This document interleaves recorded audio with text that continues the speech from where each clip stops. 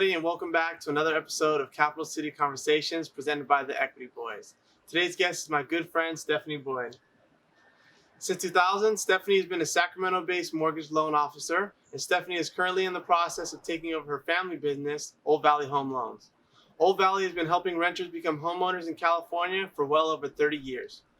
In her spare time, Stefani enjoys gardening and cooking for family and friends, and before the COVID-19 pandemic, Stefani hosted a weekly dinner party every Sunday for those same people.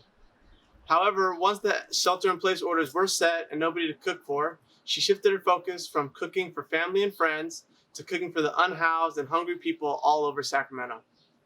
As shelters closed and fast food restaurants switching exclusively to drive-thru, the concerns about access to food became her mission. For about $40, Stefani is able to feed 80 to 100 people a hot dinner, and for less than the $4 she would spend at a coffee shop, she could bring hot coffee to the people on the streets. Stefani has since connected with the Sacramento Homeless Union and SAC, Solidarity of Unhoused People, also known as SAC Soup, and jumped in wherever she could.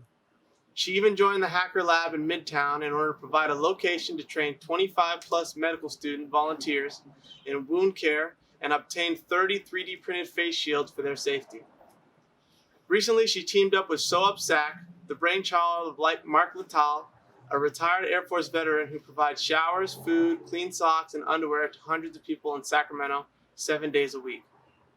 Soon after, Bayside Church began volunteering and donating bag lunches for our homeless community every single morning, and sometimes up to 700 lunches in a given day. When Show Up Sac or Bayside has extra lunches, they call on Stefani, and she picks them up and drives through many of the encampments in the midtown downtown area. As Stefani says, passing out the meals is the easiest part.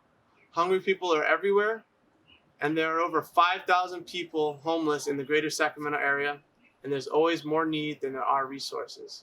Stefani, thank you for being with us today. I really appreciate it. Thanks for having me. So tell us kind of how you kind of got started with your mission and how you got to where you are today. All right, well, I'm going to start by telling you a secret that I don't tell a lot of people, but I guess it's going to get out now. As a kid, I was a teenage runaway in the 80s. So when I was like 12 or 13 years old, I was sleeping outside all over Sacramento, San Francisco, Wow. Bay Area, here and there. Just being, a teenage hellion, I guess you could say. So I had that experience, and then as I got older and decided that wasn't my path in life, I became an investigator for the public defender's office, and I worked on a murder case down at the river that had happened between two homeless kids at one of the encampments. And so during that investigation, we spent all summer out on the river every day looking for witnesses, investigating, interviewing, getting to know the people. Sure. And because of that, we ended up learning that these same people were routinely being targeted by law enforcement and sweeps. They were having all of their belongings taken, thrown away. They were getting citations for illegal camping, going to jail, getting fines, being rearrested for warrants and fines, and just this cycle that wasn't helping anybody. So I worked with the public defender's office and some of the lawyers that, I did cases with there. We started the legal defense clinic for the homeless at Loaves and Fishes back in the late 90s. Wow. And so ever since then, I've just kept it on my radar. When I had, some hard times over the years when my kids were little, the real estate market crashed in the mid-2000s, 2008. And there wasn't a lot of money for some time around that period. And I would take my kids down in the pouring rain, and we would make a pot of beans and take them down to Cesar Chavez to feed people so that we could remember how blessed we were. Because even though we didn't have, all the Nintendos that we wanted or the Sega Genesis or whatever it was at the time, we still had enough to share some beans and rice and to really go out and be, I wanted to give my kids the opportunity to be thankful for what they had and to be mindful of others and service of others and how we can just share and be helpful and be good neighbors. So it's always been important to me. That's an amazing story. I didn't know you had those experiences working side by side on some of the cases that affect the homeless people, which in many instances I'm sure gets swept under the rug when it comes to the priority of serving those people. Definitely. As someone who has seen the homeless situation in California, Sacramento specifically, from the 90s up until now, what has been the biggest change amongst those people over the last 30 years? I would say just the sheer numbers is really the biggest change. I think that the factors that cause homelessness are pretty consistent with, but then the other thing that changes is the high cost of housing. Yeah. Certainly in the 80s, I could rent an apartment downtown for $400 or $500 a month, and now that same apartment is $2,200. Easy. And so when you need to prove that you make 3 times the rent in order to rent a place, these people making $4,500 or $6,000 a month is unrealistic to somebody who has the skill set to work at McDonald's possibly. Right. And in fact, I do know homeless people who work at Taco Bell and McDonald's, and they can't afford to pay rent anywhere. Yeah. So I bring them lunches, and then they go back and work at Taco Bell at least to have some pocket money to buy necessities. Yeah, it's really been it's really daunting when you're out there like we did when we were able to spend the afternoon with you passing out lunches, and it's really an eye-opening experience that I think more people should take the time to go do, because these are real people out here that are hurting, or hungry, unhoused, sick. They're our neighbors, They're our neighbors, absolutely. And in fact, I think the last count in place that was done counted 11,000 homeless people on the streets of Sacramento on any given day, including 700 children or something. Wow. So that's the big significant change, is because of these rising costs and because of the government not providing services, and they don't provide the mental health services, the inpatient services that people need, the inpatient drug rehab that people might take advantage of if it were offered to them. And so as a result, there's just more and more people. And I think it used to be something that you might not notice because they were kind of out of sight. But now unhoused people are living everywhere, all over downtown, all over North Sac, all over South Sac, all over West Sac, all over our community. And I think we need to just do what we can to try to make the situation better when possible. I think you're absolutely right. So give me a little insight to what your day-to-day looks like. I know you do a lot on behalf of Bayside. I know you do a lot with Show Up Sac. What does a regular day look like for Stefani Boyd? Well, it's always different, and that's what I love about it. So if I'm cooking, then, of course I have to go do the shopping and come out, set up everything in my outside kitchen. Cooking the food usually takes 4 or 5 hours, and then takes another hour or so to pack up the food into, to-go containers. I use little square Chinese food boxes. So I can get out, quickly while it's still hot and serve 100, 150 people. And that can take anywhere from an hour to 3 hours, depending on. A lot of times there's other needs that pop up in the middle of this. So because I do wound care, people routinely ask me for bandages or help changing their bandages or cleaning their wounds or, what have you. And on other days where I don't cook, Wednesday and Fridays, I pick up lunches from Bayside, and I typically pick up anywhere from 100 to 200 lunches most of the time, and go out and serve those in the encampments at some of the parks where larger numbers gather. Thursdays, and sometimes Saturdays now, I pick up a large donation from the River City Food Bank, which can be thousands of pounds of food. Sometimes it's thousands of pounds of frozen food. And so then you'll see me frantically driving around in my truck, dropping this off at places. We have one friend who has a commercial kitchen with plenty of freezer space. So I go hit him up, drop off the ice cream, the frozen stuff, anything that's going to go bad. I take out some stuff to North Highlands, where we have a lady who cooks for 100 people every single day. And she can always use fruit and some of the, perishable stuff. A lot of times it's individual packages of salads from Whole Foods or the Co-op. And so when I have a lot of that stuff, I try to go out into the camps and serve it directly to the people. And then every Sunday, the past few months, I've been going down to Cesar Chavez to work with Armando and Cafe, which is clothing and food for everyone. And he's been going down there for 9 years. And Wow. 150 people a week show up. And there's a line around the block right across from City Hall. And 9 o'clock every morning we start serving. We get donations from the community. So sometimes there's hot food in containers. We give them a bag with lunches. There's a long line of food or clothing and shoes that they can choose from, and then we have a table full of necessities and hygiene items. So they leave pretty much fully stocked, with fresh socks, razors, shampoo, whatever they might need, and definitely enough food to get through a day or two. And you mentioned right across from City Hall, like the irony is, you would say it's laughable if it wasn't as serious as a problem as it is. Exactly. And not only are you doing a lot on behalf of feeding our neighbors, but you took it a step farther and have started to work with medical students from UC Davis and brought them into the program to provide training for them, and even went as far as to ensuring that they got extra masks 3D printed for all those that were coming out to serve. How's that experience been, working with them side by side? That has been really amazing. They are some of the just pure-hearted, most giving people that you could hope to meet. And so their turnover is a little bit high because they're all back in med school now. Sure. So I haven't seen as much of them lately as we were seeing at the beginning, but I know that there are teams of medical students going out into the camps, doing wound care, changing bandages, and I kind of pick up the slack for them. Yeah.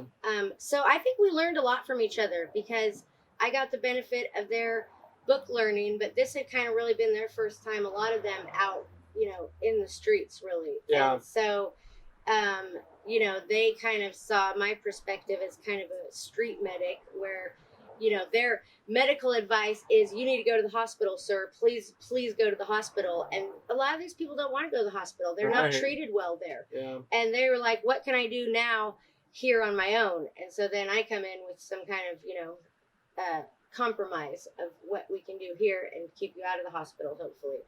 And so it's been really amazing to have those resources and to be able to go out and offer people, because you can tell that people have injuries and wounds. Yeah. You see bandages, they don't look clean, but what are you going to do as just a regular person? Well, I've just been lucky enough to be able to jump in and have these wound care workshops where we had the UC Davis nurses come in and teach us how to clean a wound on the side of the road and keep it clean. And they've given me supplies, and it's just been really a learning experience. And really also very sad to see how many people have untreated infections, illnesses, wounds, and they're literally living on the side of the road in a garbage pile.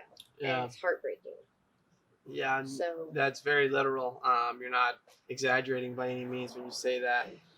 In preparation for this episode, you'll remember we spent the afternoon with you and the medical students going out to the midtown area. We also hit the Northgate Bike Trail to pass out food to those in need and provide medical services.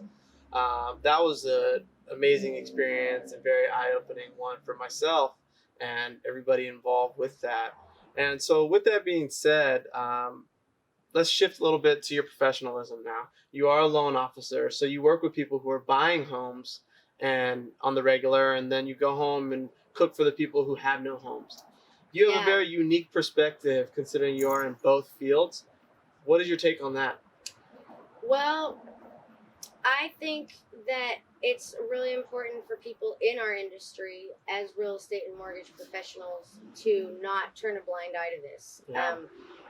Our day-to-day livelihood comes from people having homes that are safe and secure and up to par, and yet we have to step over people sleeping in our doorways who don't even have the basic necessities of life. And I really think it's quite apparent that the government has failed in solving this problem. So I just think it's important for people in our position, and I would call on other people like doctors and nurses and lawyers and concerned community members who might have, $100 per paycheck to spare. And I think we can come together as a community of professionals and work on a solution to this problem. Absolutely, and I do want to take it on that. No, we mentioned when we started this episode, show up Sac in part with Mark and his team, and ensuring what they've been doing on behalf of the homeless community. Beyond feeding them, hygiene is just so important to them. And even when we went out there to work with them, the day we went out to pass food, they asked, do you have wet wipes? Do you have sanitizer? Because that stuff is literally their livelihood.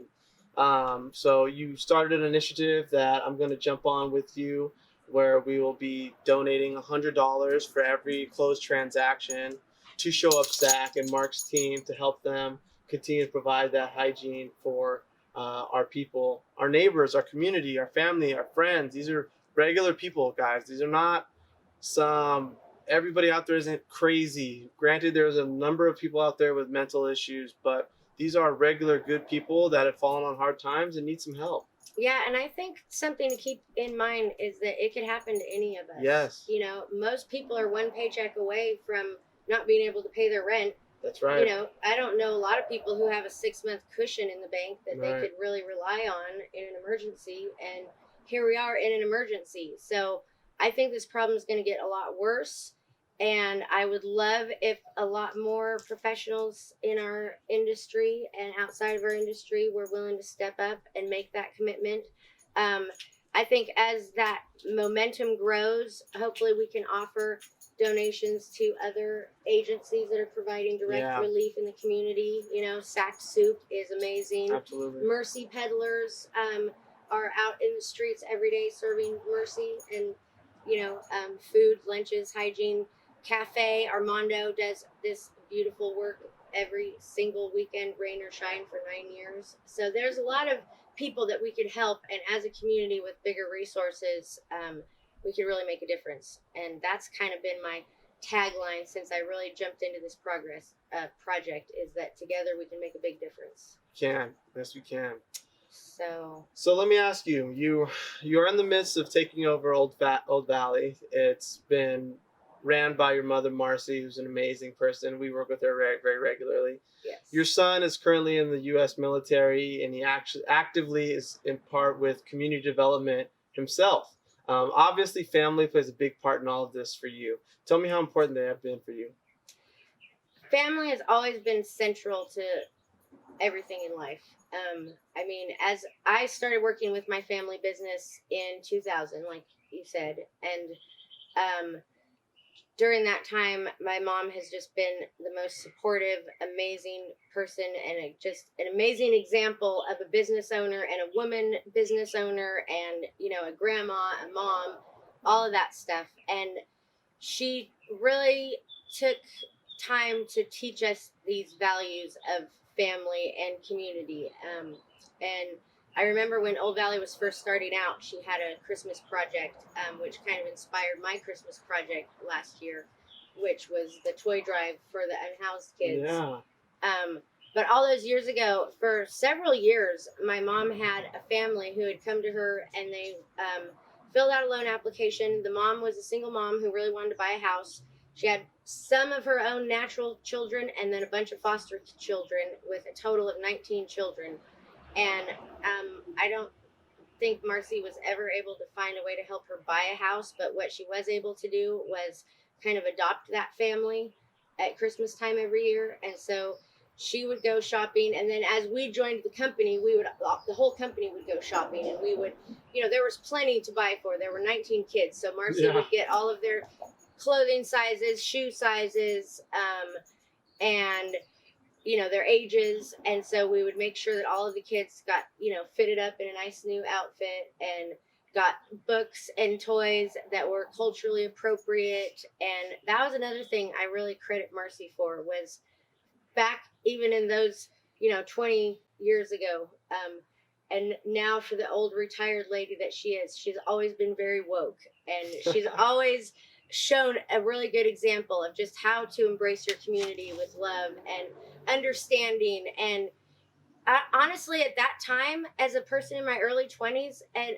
going to the store shopping, it really hadn't occurred to me that there were only white dolls at the store, Right. and mostly books about white children on the shelves. And right. to have that called to my attention as a young person, and it really shifts your perspective to just the reality that we need to make a more inclusive world and be cognizant of that stuff. And I really credit Marcy for that piece. That's amazing. I mean, it's so important to see people who look like you in positions in which you want to be. It's difficult for a young black kid or a young Mexican woman to envision herself as a doctor if she's never met a doctor who looks like her, a dentist who looks like him, a real estate developer who looks like that. If you've never seen these people in your community, it's difficult to believe that you could do something like that. And it's awesome that Marcy recognized that so many years ago.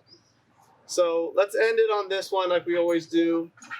I want to ask you for one book, one quote, and one person or business you would like to shout out here in Sacramento.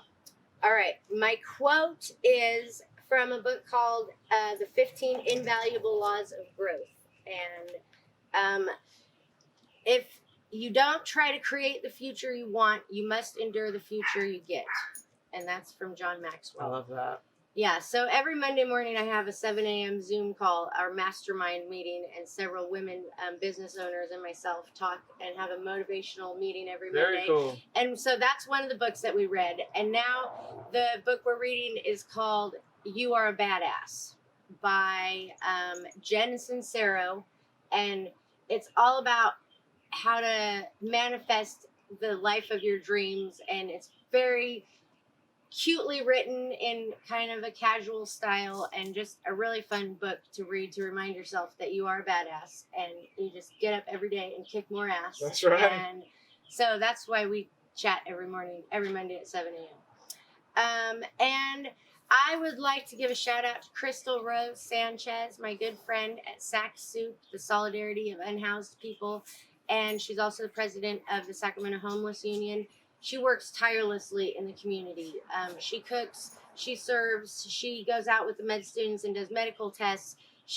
I routinely see her at this place or another getting supplies, dropping off tents, picking up. She puts out messages when people need blankets. She's always got her ear to the street and her eye on our community, and she's really looking out for our unhoused neighbors. And she could use your support, so she has a GoFundMe set up. Donations are always welcome. Money, of course, water, food, clothes. Winter's coming. We're going to need blankets. We're going to need sleeping bags. And you could always call me, and I will come pick anything up if you want to donate. Yeah, we'll put some links in the video notes so you guys can donate to these programs and these teams. It really go a long way to helping make somebody's life a little bit better. That's for sure. So. Yes, Stephanie, thank you so much for being here with me today. I really appreciate you hosting me here in Oak Park at your house, and continue doing the good fight, and we'll be there to support you every step of the way. Thank you so much. Thanks for coming over. Until next time, thank you guys very Bye-bye. much.